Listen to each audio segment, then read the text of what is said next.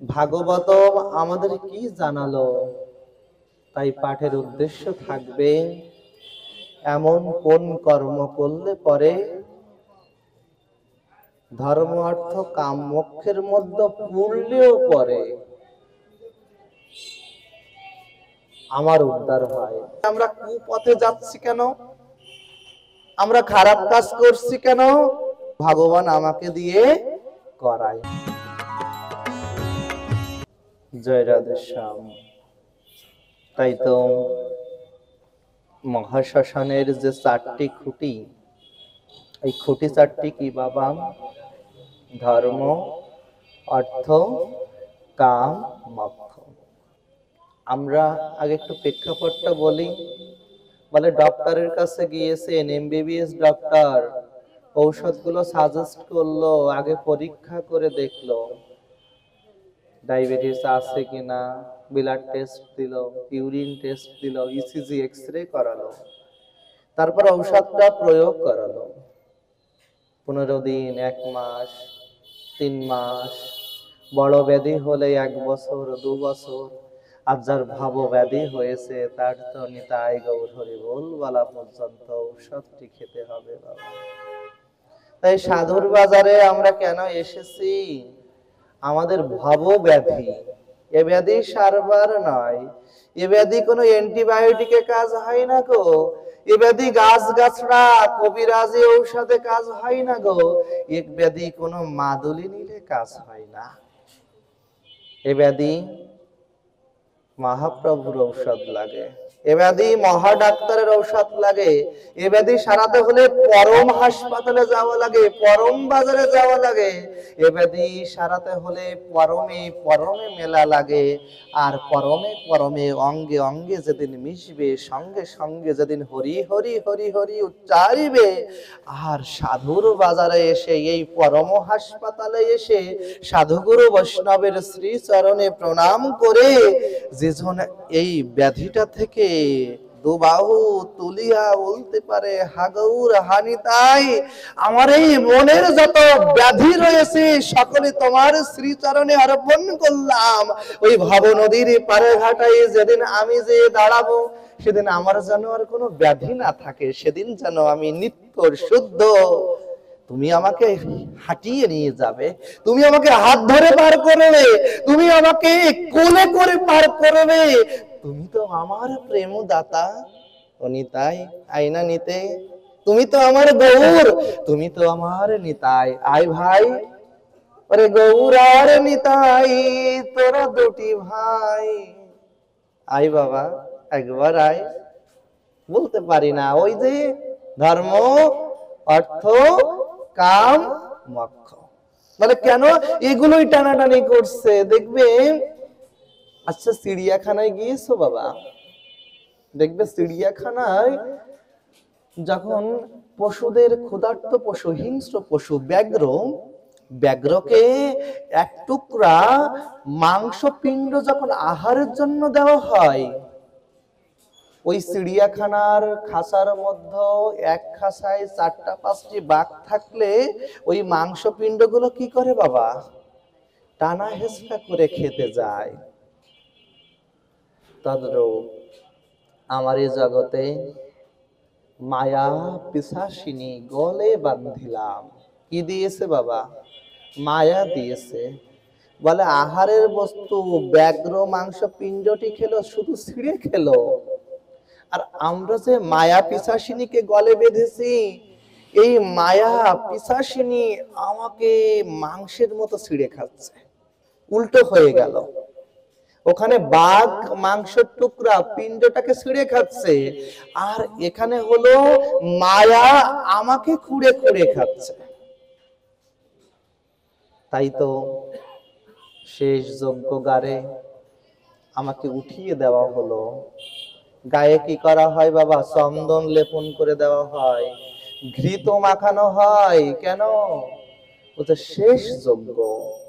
আর শেষ যজ্ঞের মধ্যে ওই যজ্ঞবেদী পুড়িতে পুড়িতে পুড়িতে পুড়িতে তোমার যে কুলকুণ্ডলী রয়েছে, ওই কুলকুণ্ডলী আর পুড়বে না, ওখানে হংস পদ্মাকৃতির সর্পখানা পেঁচিয়ে পেঁচিয়ে রাখবে। নাভি মন্ডলটা পড়ে বাবা শ্মশানে গিয়েছো, দেখবে দলা মুচড়া হয়ে গিয়েছে। হ্যাঁ, বাবাজি মহারাজ বলছেন, শোনো শোনো, এ জগতে তোমার কি থাকবে? বলে এই জগতের সম্বল ওই এক মুঠো ছাই। যেদিন ওই শ্মশান মঞ্চের পরে পোড়ানো হবে, সেদিন সবগুলো কোড়ালে এক মুঠো ছাই পাওয়া যাবে।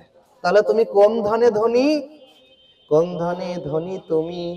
মানিকে না মানো তুমি? কোন ধন রয়েছে? আমি সব থেকে জগতের বড় ধনী। কেন? বলে যার কাছে হরি নাম রয়েছে সে তো জগতের বড় ধনী হয়। আর এই জগতের যাহা কিছু আছে কিছু নিয়েও আসিনি। আর যদি শেষে খুঁজতে যেতে হয় তাহলে সম্পদ থাকবে মা আমার এক মুঠো ছাই। ওই এক মুঠো ছাই হলো আমার সম্পদ। তার জন্য বলছে ধর্ম অর্থ কাম মোক্ষের মধ্যে আমাকে দাহ করা হলো। আর দাহ করার শেষে কি করা হয় বাবা?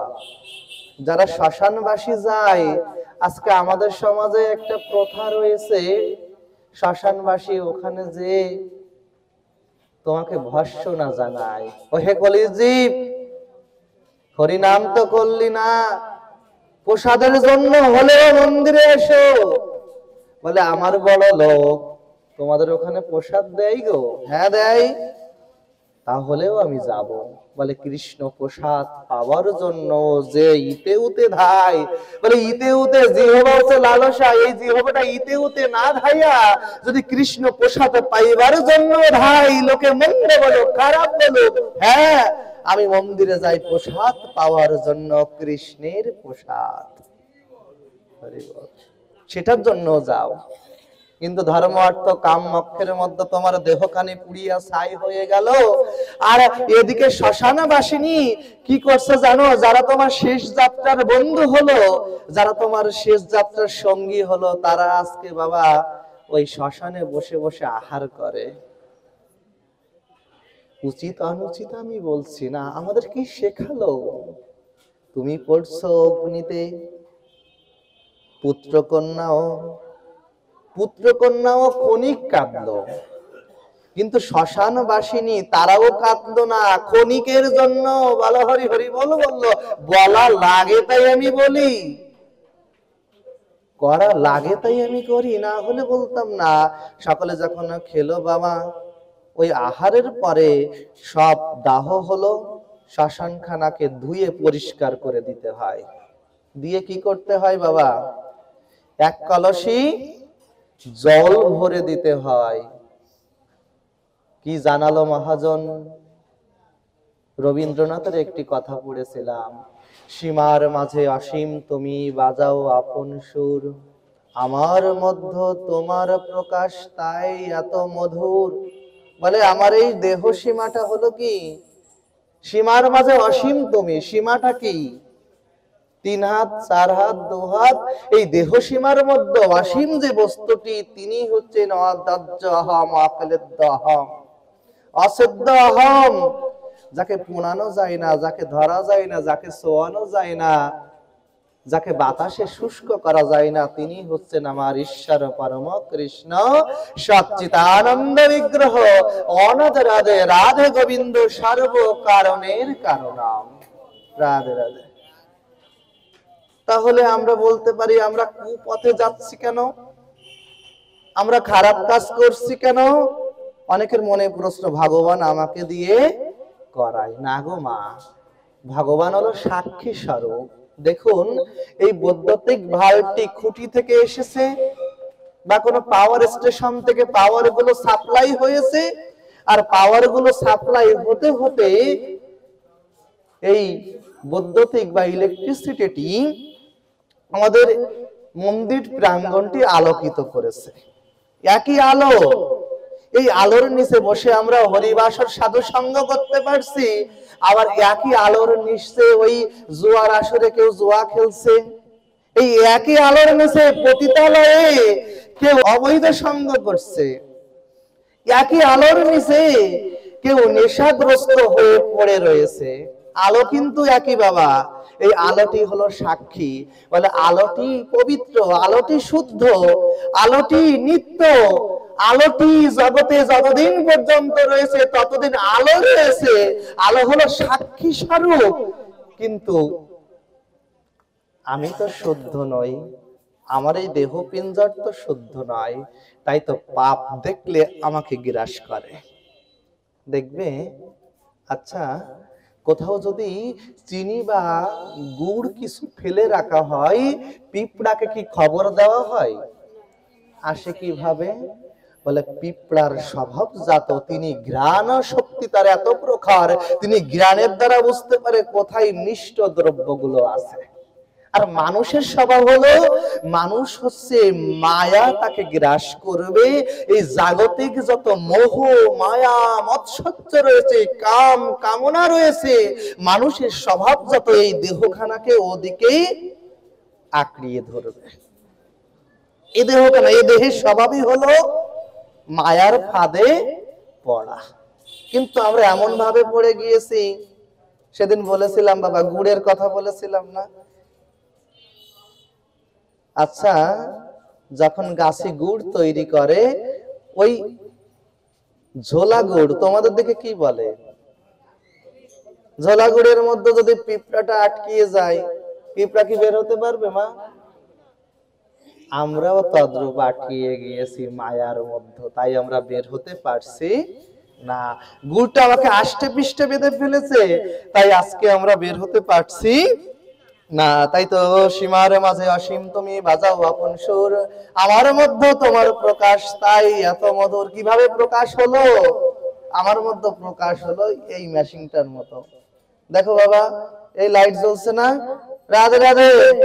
এই লাইট জ্বলছে না? তা আমার মধ্যে যতক্ষণ ওই যে সাক্ষী স্বরূপ আছে, ততদিন ওই লাইটটা টিপ টিপ টিপ টিপ টিপ টিপ টিপ টিপ করে জ্বলছে। আর যেদিন আমার মধ্য থেকে প্রাণ পাখি প্রাণ বায়ুটি ওই গাছের মাথা দিয়ে চলে গেল, যেদিন উড়ে চলে গেল, সেদিন আমার আর বাঁচবার ক্ষমতা নাই। এই বলে কিনা বাবা? বলে আঙ্গুলটি উঁচু করলাম বটে, আঙ্গুলটি উঁচু করতেছি, প্রাণ পাখিটা নিতাই গৌর হরিবল হয়ে গেল, আঙ্গুলটি উঁচু করতে পারবো তো? বলে না, সে ক্ষমতাটুকু আমার নাই, সে ক্ষমতাটুকু আমাকে দেয়নি। তাই তো ধর্ম অর্থ কাম মোক্ষের মধ্যে ভাগবত মহারাজ বললেন, আমার দেহখানা 24টা তত্ত্ব নিয়ে গঠিত। ক্ষিতি অপ তেজ মরুদ ভৌম। ওই যে শ্মশান মাঝারে একটি কলসিকে জল ভর্তি করলাম কেন? কারণ জলটি হলো আমার মধ্যে প্রাণ স্বরূপ। আমার দেহখানা যেমন পঞ্চভূতে গঠিত, ক্ষিতি অপ তেজ মরুদ ভৌম। একটি কলসি তৈরি করতে গেলে কুম্ভকার মৃৎকার কুমার মশাই তিনি যখন আড়াই পাকে একটা একটা পেছে পেছে, বাবা দেখেছি ছোটবেলায়, আমরা পালমাসার ঘরে ছেলে তো দেখতাম, শাক গড়িয়েছে, আড়াই পেছে একটি একটি কলসি গড়ে গড়ে নামিয়েছে। এখন তো শিল্পকলা উঠে গিয়েছে, শিল্প নষ্ট হয়ে গিয়েছে। বলে ওই কলসিটি তৈরি করতে গেলে প্রথমে কুম্ভকারের কি করতে হয়েছে? মাটি আনতে হয়েছে, জল দিয়ে ভেজাতে হয়েছে, ওই মাটিটিকে কি করতে হয়েছে? কলসিতে রূপ দিতে হয়েছে শিল্প আকারে। এরপর এই কলসিটিকে অগ্নি দ্বারা পোড়াতে হয়েছে, তারপরে এই কলসিটিকে বাজারে পূর্ণাঙ্গ রূপে বিক্রি করতে হয়েছে। কিন্তু যে কলসিটি বাবা ছিদ্রযুক্ত, সে কলসিতে জল পূর্ণ থাকবে তো? বলে থাকবে না। কলসি তৈরি করলাম, কিন্তু কলসি হলো ছিদ্র। আমার এই দেহখানা কয়টি ছিদ্র? আমার এই দেহখানায় 9টি দরজা। আর এই 9 দরজা দিয়ে শুধু আসা যাওয়ার খেলা হলো। হ্যাঁ, জিহ্বার শুধু গ্রাস করছি। বলে বাবা কি করব, আমার যে বড় লোক। রাধে রাধে। দুইজন গিয়েছে বাবা, গুরুদেব বলেছে বাবা সাত্বিক খাবার খাও। হ্যাঁ, কি করেছে জানো? বলছে বাবা সাত্বিক খাবার খাও। ওমা, সাত্বিক খাবার খাবে মূলমূসো জাত বাবা, একটু বোধে সল, এদিকে আটতে গেলে ওই দিক আটে। ওদিক যাইতে গেলে আর একদিক হাঁটে। কয় বাবা সাত্বিক খাবার বলে, সাত্বিকের রং কেমন? কয় সাত্বিকের রং হয় সাদা।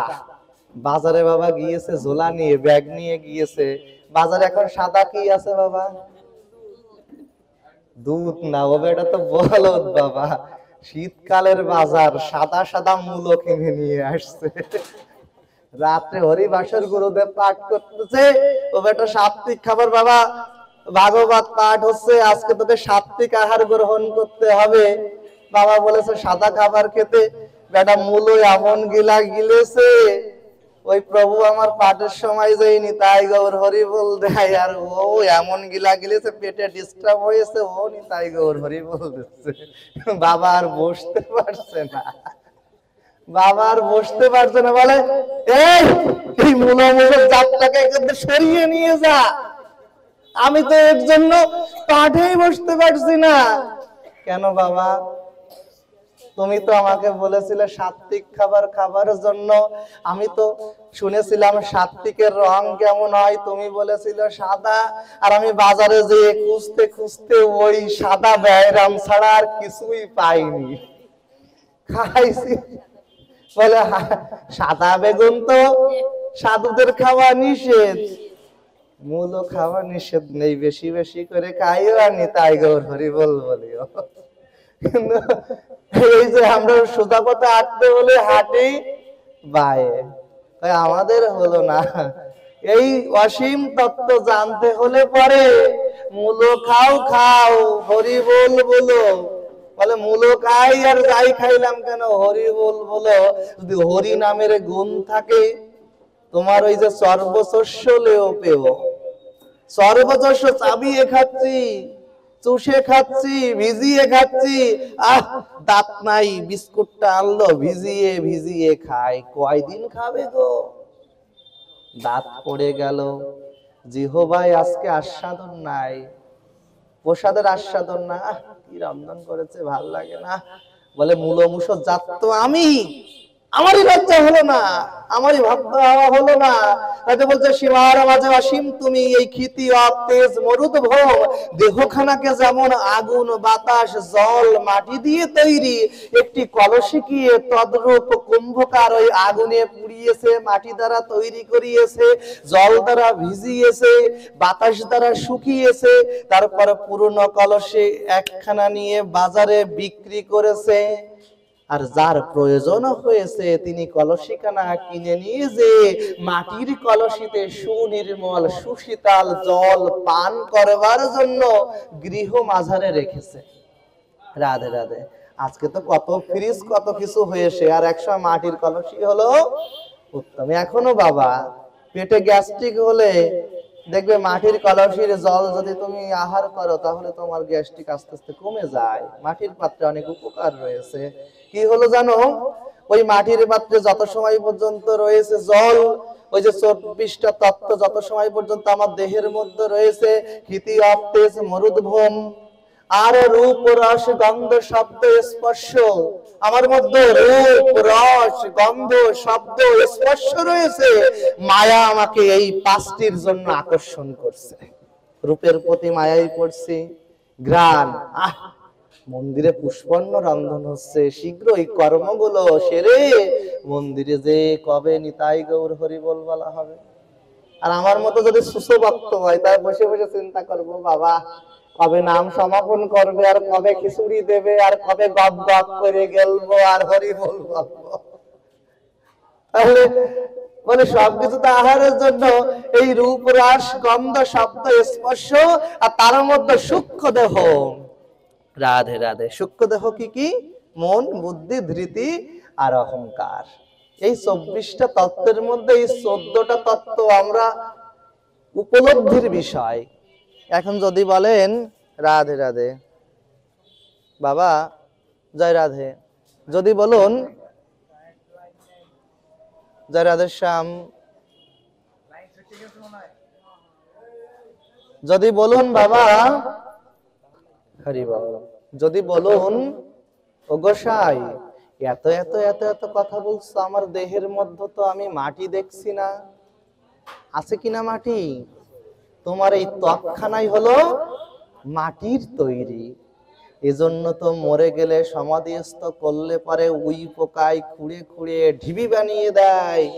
রত্নাকার দস্যুর দেহখানা উই পোকায় খেয়ে খেয়ে ঢিবি বানিয়ে দিয়েছিল, কিন্তু ওই ঢিবির মধ্য থেকে মরা মরা উচ্চারিয়া রাম রাম রাম রাম রাম রাম বের হয়েছিল, কারণ এই রাম নামই একমাত্র জগতের শ্রেষ্ঠ নাম।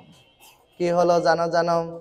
এই যে ধর্ম অর্থ কাম মোক্ষের মধ্যে এই 14টা তত্ত্ব গেল, আর যে 10টি তত্ত্বকে আমরা ধরতে পারি, ছুঁইতে পারি, এই জিহ্বা কর্ণ ত্বক নাসিকা হস্ত পদ পায়ু বাক পানি পায়ু পদ উপস্থ, মানে হাত পা জিহ্বা ত্বক নাসিকা, এগুলোকে আমরা ধরতে পারি। আর ওই 14টাকে আমরা ধরতে পারি না, ওটা উপলব্ধির বিষয়, ওটি হলো উপলব্ধির বিষয়। আর এই 14টা যেদিন ওই অগ্নিকুণ্ডে পুড়লো, ওই প্রাণ রইল, আর শ্মশানবাসী কি করেছে, ওই কলসিখানাকে আসার সময় পিছন দিক থেকে একটি লোহার দণ্ড দিয়ে ছিদ্র করে দিয়ে আসলো। কি শেখালো আমাকে? বলল শুধু শুধু এই কলসির ছিদ্র করে জলগুলো বের করে দেয় না, তোমার এই দেহ গহ্বর থেকে ওই জলগুলো যতদিন ধরে রাখতে পারবেন, যতদিন তোমার ওই খাসাখানারা এ জগতের ওই ডেট এক্সপায়ার হবে না,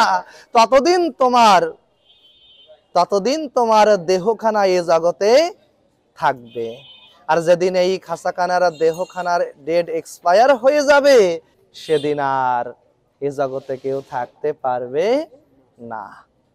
তাই যে কথাটি বলবার জন্য এত প্রয়াস, হরিবাসরে আসতে হলে কিছু নিয়ে যেতে হয় বাবা। আমি তোমাদের কিছু দিতে পারবো না, কিন্তু আমার রাধারানীর ভান্ডারে এত ধন রয়েছে, নিলে ফুরাবে না। আর রাধারানী বলে, যদি কোনো ভক্ত বৃন্দাবনে এসে ডাকার মতো ডাকতে পারে, যদি কোনো ভক্ত বৃন্দাবনে এসে চাইতে পারে, যদি কোনো ভক্ত বৃন্দাবনে এসে ভাসতে পারে, যদি কোনো ভক্ত বৃন্দাবনের প্রেমতরুতে ভাসতে পারে, সে ভক্তের চরণ দুখানা ধরে আমি রাধারানী ওই ভক্তকেও আমি উদ্ধার করিয়া থাকি। আজকের পাঠের উদ্দেশ্য থাকবে, সেই বৈতরণীর পারঘাটায় সকলকে যেতে হবে, চতুর্দোলায় সকলকে উঠতে হবে, ধর্ম অর্থ কাম মোক্ষের মধ্যে পড়তে হবে। ভাগবতম আমাদের কি জানালো? রাধেশ্যাম, ভাগবতম আমাদের কি জানালো? তাই পাঠের উদ্দেশ্য থাকবে, এমন কোন কর্ম করলে পরে ধর্ম অর্থ কাম মোক্ষের মধ্যে পড়লেও পরে আমার উদ্ধার হয়। রাধে রাধে। সকল কিছু শেষেও ধর্ম অর্থ কাম মোক্ষের মধ্যে পড়লেও যেন আমার উদ্ধার হয়। তাই শ্রীমৎ ভাগবত গীতাতে বললেন, অন্তকালে মামেব শরণম মুক্তম কলেবরম। কি বললেন? অন্তকালে, যদি অন্তকালে, অন্ত মানে কি বাবা? শেষ সময়ে, মামেব শরণম, রাধে রাধে, মামেব শরণ, অন্তকালে যদি কেউ স্মরণ করতে পারে, কাকে স্মরণ করবে? মুক্ত কলেবরম। যদি কেউ প্রভুর নাম স্মরণ করতে পারে, যদি কেউ হাসতে হাসতে ভাসতে ভাসতে প্রেমানন্দে নিতাই গৌর হরি বল বলে যেতে পারে, তার মুক্ত কলেবর, তার এই কলেবরটি মুক্ত হয়ে যাবে, তাকে আর এ জগতে আসতে হবে না। রাধেশ্যাম। তাহলে কলেবর অর্থ কি বাবা? কলেবর অর্থ হলো আমার এই দেহখানা। এত সময় যে কথাটি বললাম, পঞ্চভূতে আমার দেহটি গঠিত, এই দেহখানাই হলো কলেবর। আর যদি অন্তকালে মামেব শরণম, যদি অন্তকালে ভগবানের দিব্য নাম রূপ রস গন্ধ আদি আস্বাদন করে সেই অন্তকালে আমার ভব নদীর সাঙ্গ করার সময় যদি সাধুর বাজারে এসে সাধু সঙ্গে হানিতায় হানিতায় হারালে হারালে হাগৌর হাগৌর হারাম হারাম রাম রাম রাধে রাধে কৃষ্ণ কৃষ্ণ গোবিন্দ গোবিন্দ নিতাই নিতাই গুরু গুরু এগুলো বলতে বলতে বলতে বলতে যার জাতের অতি হয়। এখানে কারোর বলছি না যে তোমাকে রাধা নাম করতে হবে, তোমাকে নিতাই নিতাই জপতে হবে। বলে আমারও সব ভালো লাগে না, আমার রাম নাম ভালো লাগে। শ্রী রূপ সনাতন ভট্ট রঘুনাথ, শ্রী জীব গোপাল ভট্ট দাস রঘুনাথ, এই যে রূপ সনাতন গোস্বামী, তাদের ভ্রাতা অনুপম গোস্বামী সারা রাত বলছে, ও ভাই একবার রাধে রাধে গাই, একবার কৃষ্ণ কৃষ্ণ গাই। অনুপম গোস্বামী বলছে, ভাই আমার ওতে যে ভাব লাগে না, আমি তো এই রাম পদে আমার এই দেহ মন প্রাণখানা সমর্পণ করেছি। সারা রাত নিতাই নিতাই গৌর গৌর বলালো, কিন্তু সকালবেলা আবারও বলছে হারাম হারাম হারাম। বলে ভাই তোর রাম নামেই মুক্তি হবে, কিন্তু তুই রাম নামটি প্রেমানন্দে কর। বলে রাম বলতেই আনন্দ, হ্যাঁ বলে যার নামে আনন্দ হয় না, নামে রুচি জীবে দয়া বৈষ্ণব সেবন, ইহা হতে নাহি ধর্ম হয় সনাতন। যার নামে রুচি হলো না, রাম বললে যার মধ্যে উন্মত্ত নিত্য করার উন্মত্ত ভাব জাগলো না, তার ওই রাম নাম নেওয়ার দরকারই নাই। আমরা হয়ে গিয়েছি মরা, ওই মরা ব্যারাম এ পাশ দিয়ে থাপ্পড় দিলে ও পাশে যায়। নিতাই গৌর হরি বল বলতে বললে নিতাই গৌর হরি বল, মানে নেতাইয়ে পড়েছি। নেতা ছিলেন তো বাবা, বলতে চাই না এসব, বলতে আমার আবার লজ্জা করে, বললে আবার রাগ হয় ভক্তর। তা বলি মানে হরি বল বলতে নেতাইয়ে গেছি। ও বাবা কি শীত, তুমি এসেছো হরি বল বলতে, যা মুখ পোড়া, তুই হরি বল তুই বল, আমার তাড়াতাড়ি ভোগ বাতাসা দে, আমি যাই কম্বলের মধ্যে ঢুকি আর ওই হরি হরি বল করি, লেপ গরম করা হরি বল, জগৎ থেকে যাওয়ার হরি বল নাই। জয় রাধে শ্যাম। কি বললেন, অন্তকালে আমি বসানো নাম, যদি অন্তকালে শেষ সময়ে যদি কোন ভক্ত একবার আমার প্রভুর দিব্য নাম রূপ গন্ধ হানি তাই হ্যাঁ গৌর বলে যেতে পারে, তার মুক্ত কলেবর, তার দেহখানা মুক্ত হয়ে যায়। ইয়ং প্রয়তিং সহ মত ভাব ইয়তি নস্ত তত্র সংশয়, বলছে এতে কোনো সংশয় নাই।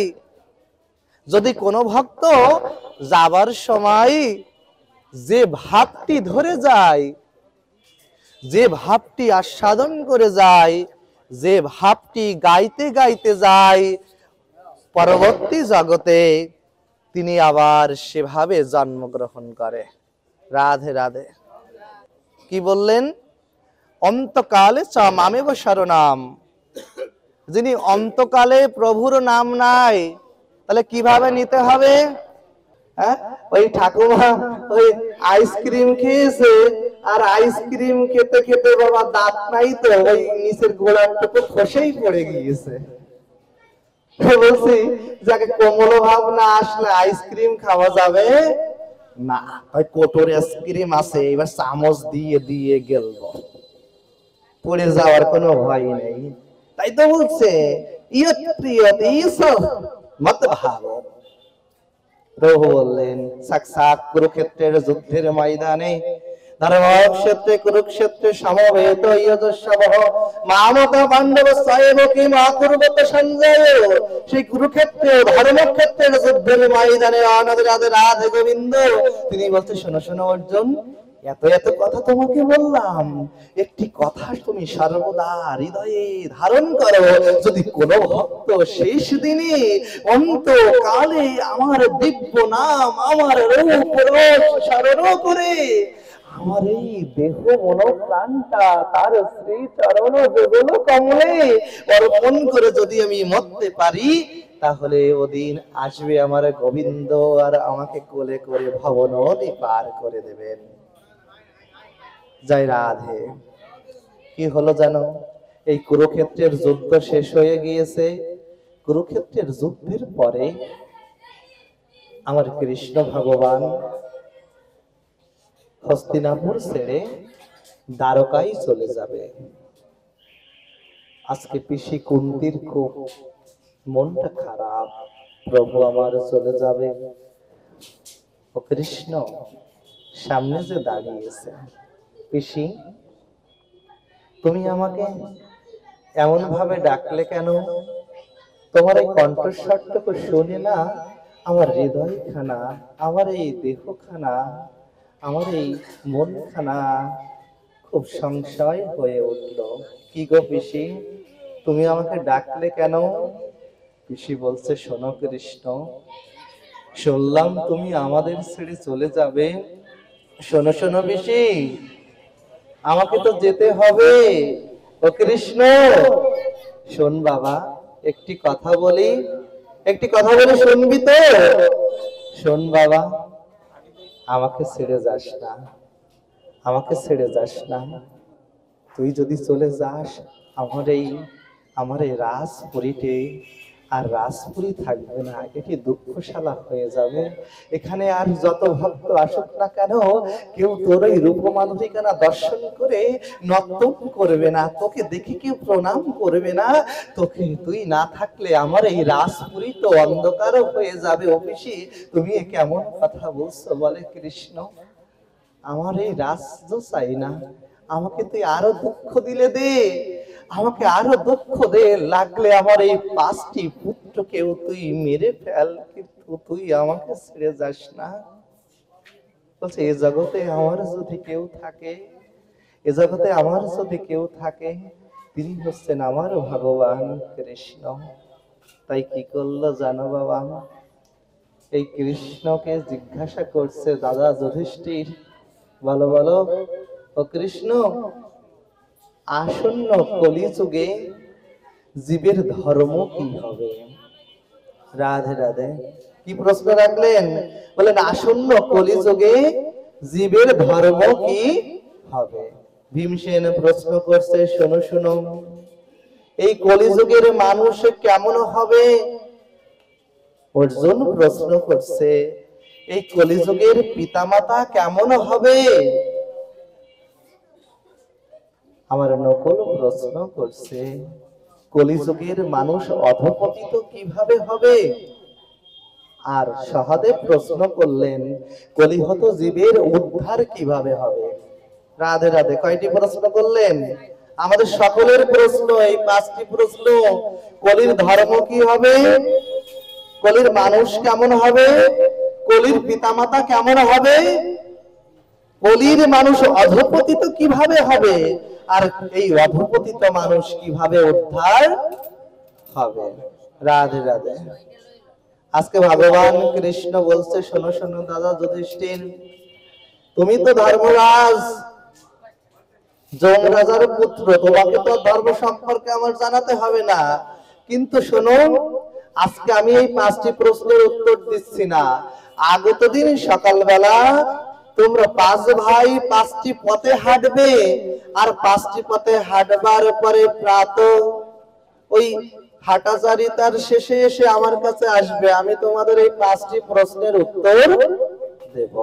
কি করেছে ভগবান? বলছে, যিনি এই দ্বারকাধীশ কৃষ্ণ ভগবান, তিনি হস্তিনাপুরের সখা, তিনি বৃন্দাবনের বাৎসল্য প্রেমের গোপাল, তিনি আবার মথুরার উগ্র মূর্তি, যখন ওই কংসকে বিনাশ করেছে। একই তো রূপ, একই রূপ, বিভিন্ন রসে বিভিন্ন ভাব। তাই যখন বলেছে 5টি রাস্তা দিয়ে যখন হাঁটবে, প্রাতকাল হলো, যুধিষ্ঠির দাদা সকল ভাইদের বলছে, শোনো শোনো, ভগবান বলছে, যখন কৃষ্ণ যখন বলেছে আমাদের শুনতে হবে। ভীম বলছে, চুপ করো দাদা। ও কৃষ্ণ, তুমি কি আমাদের সংসারেও ঝামেলা বাঁধাবে? ওই কুরুক্ষেত্রের যুদ্ধের ময়দানে সবগুলোকে তুমি মেরেছো। বলছে, ভীম তুমি বুঝতে পেরেছো আমি মেরেছি? তুমি তো স্বীকারই করনি। হাঁটতে হাঁটতে হাঁটতে হাঁটতে কুরুক্ষেত্রের যুদ্ধ যেদিন শেষ হলো, তুমি তো স্বীকারই করলে না। বর্বরিকের মাথাখানা ওই প্রাচীরের উপরে থাকলো, তুমি বললে কত গদা দিয়ে পিটিয়েছি, 100 ভাইকে হত্যা করেছি, আর তুমি আজকে স্বীকার করছো আমি মেরেছি। বাবা বাবা বাবা। শোনো শোনো কৃষ্ণ, আমরা এই 5 ভাই একসঙ্গে আহার করি, একসঙ্গে স্নানাদি কর্ম করি, আমরা এই 5 ভাই একটিকেই বিবাহ করেছি, আর তুমি আমাকে আমাদের 5 ভাইকে 5টি রাস্তায় হাঁটিয়ে দিয়ে তুমি এই ভ্রাতৃত্ব প্রেমকে নষ্ট করে দিয়েছো। এটি বর্তমান সময়ে সব থেকে বড় সমস্যা, ভ্রাতৃত্ব প্রেম। আজকে এক উঠোনে পিতামাতার মৃত্যুবার্ষিকী পালন হচ্ছে, 2 ভাগবত মহারাজ এসেছে, 2 উঠোনে পাঠ হচ্ছে। ওই 2 ভাই এক না হলে পরে পিতামাতাও গ্রহণ করে না। ভালো কিছু করার দরকার নাই, একজন বৈষ্ণব সেবা করাও, একজন ভিখারিকে অন্ন দান করো, একজন বস্ত্রহীনকে বস্ত্র দান করো, কিন্তু ভ্রাতৃত্ব প্রেম 2 হাত, 2 ভাই থাকলে 2 ভাইয়ের 2টো হাত যেন একসঙ্গে হয়। বলে কথাগুলো বলা শুধু ছাই হয়ে গেল। ভাগবত হলো বটে, প্রসাদ আস্বাদন করলাম বটে, কিন্তু আমার তো পরিবর্তন হলো না, আমার তো ভক্ত হওয়া হলো না, আমার ভক্ত রস আস্বাদন করা হলো না, আমার মধ্যে সেই দাম্ভিকতা, অহংকার। ও ভাই, তুই ওই 5 টাকার পাঠক এনেছিস, আমি এই সমাজকে 10 টাকার পাঠক এনে দেখিয়ে দিয়ে গেলাম। বলে ভালো পাঠকের দরকার নাই, তোমার পিতা চেয়েছিল, তোমার মাতা চেয়েছিল আমার পুত্রগণ ভালো থাকে, ওই পুত্র সকল যদি একসঙ্গে হয়ে যদি ওই গোবিন্দ প্রসাদটা আমার পিতা মাতাকে দান করা হয়, পিতা মাতা ওর থেকে ভালো বেশি খুশি আর হবে না। এজন্য ভ্রাতৃত্ব প্রেম যখন বলেছে, শোনো শোনো ও কৃষ্ণ, তুমি আমাকে আলাদা করে দিও না। কি হলো জানো? বলছি একবার শোনো, আমি তোমাদের বলেছি না তুমি 5টি পথে হাঁটবে।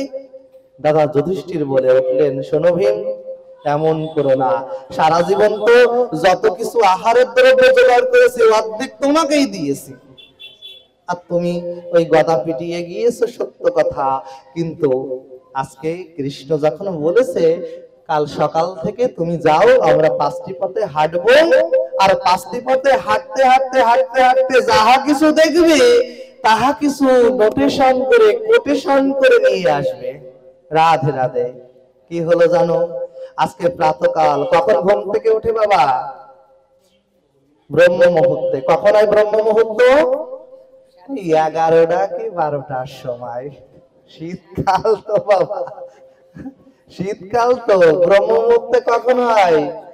বলে সূর্যোদয়ের 1 ঘন্টা 24 মিনিট আগ থেকে ব্রহ্ম মুহূর্ত শুরু হয়।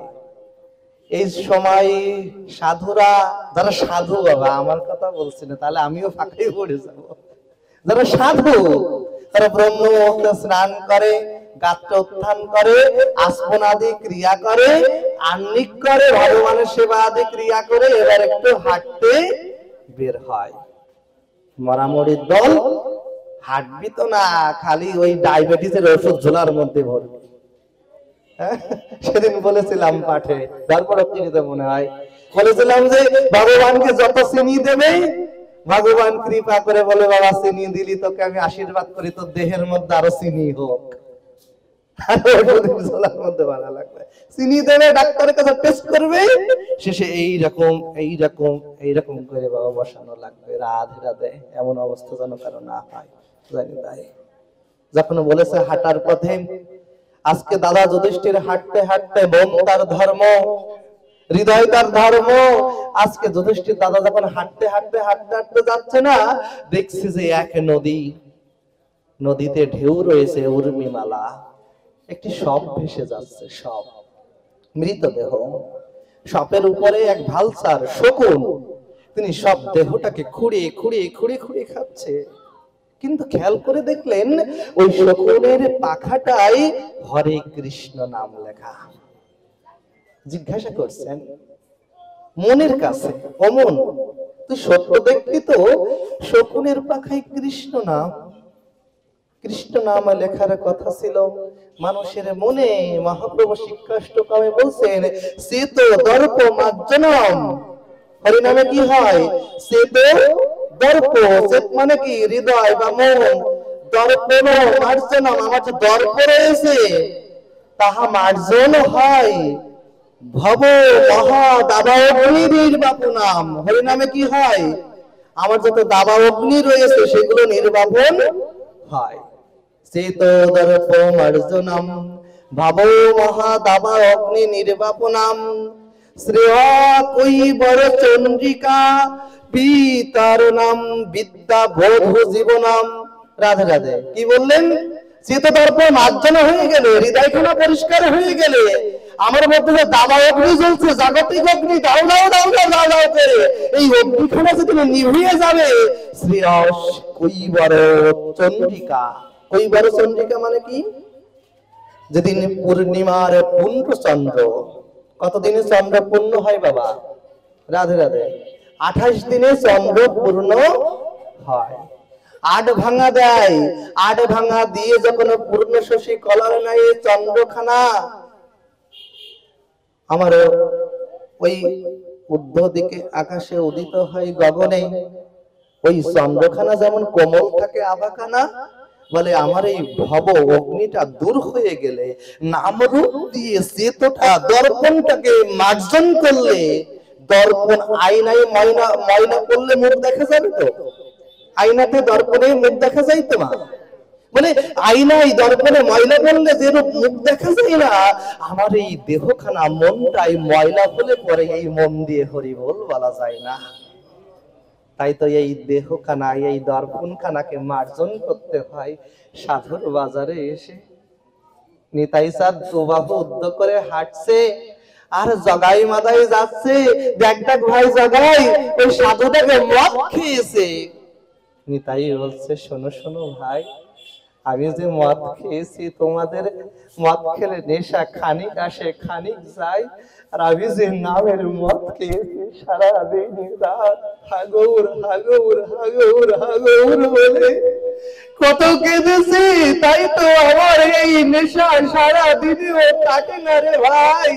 ও ভাই জগাই, তোর দুটি চরণ ধরে আয়ু ভাই আমার পক্ষে হাই একবার একবার হরি বলবো, একবার হরি বলবো, একবার হরি বলবো, একবার হরি হরি বলবো, একবার হরি বলবো।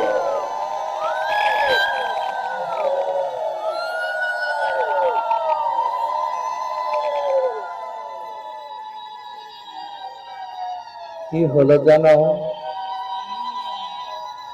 আহা, দাদা যুধিষ্ঠির দেখলো ভীমসেন পথ দিয়ে হাঁটতে হাঁটতে দেখলো একটি ঐরাবত যায় হাতি বাবা, কিন্তু তার দুটি সুর। অর্জুন পথমধ্য দিয়ে হাঁটতে হাঁটতে যায়, একটি গোবৎস, গোমাতা, গোশাবক, গোবৎস প্রসব করেছে, কিন্তু গোবৎসটি ওই শাবকটিকে এমন ভাবে আস্তে পিছতে ধরতে ধরতে মা আবার সন্তানকে মেরে ফেলেছে। নকুল যখন হাঁটতে হাঁটতে যায়, দেখে 5টি পুকুর রয়েছে, মধ্যখানের পুকুরটায় জল নাই, আর সব 6টিতে জল রয়েছে। হাঁটতে হাঁটতে যখন নকুল যায়, উত্তর দিক থেকে বড় একটি পর্বতের মতো পাথর ভেঙে পড়ছে। পাথরখানা দেওয়ালে লেগে ওখানেই আটকে রয়েছে।